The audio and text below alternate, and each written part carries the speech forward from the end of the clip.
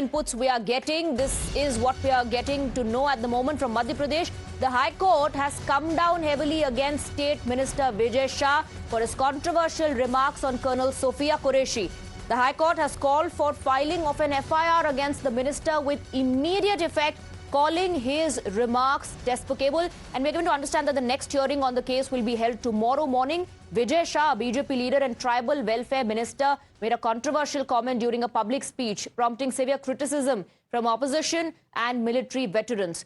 In a speech delivered by the BJP Neta at a gathering near Indore, he appeared to equate Colonel Qureshi's role in the military with a communal and gendered insult aimed at Pakistan and its people. And the High Court there has come down heavily on the Neta.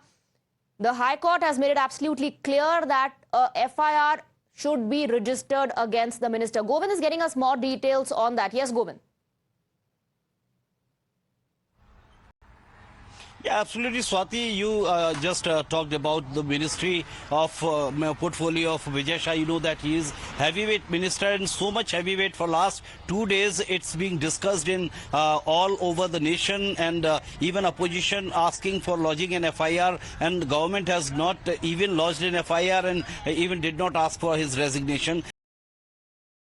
That how High Court has come forward with asking to lodge an FIR against the minister in 4 hours, and that deadline time in fact is ending at 6 o'clock after half an hour exact when we are just talking on this point of the time. You know, still no FIR has been registered. Only Roj Namcha we just talk about that has been registered in Shamla Hills police station after the complaint of PCC chief of Madhya Pradesh Jitu Patwari. So definitely his remark is really uncommunicable. You know, we still not we don't want to just utter that what all the words were used by this minister about Sophia Qureshi, Colonel Sophia Qureshi in fact.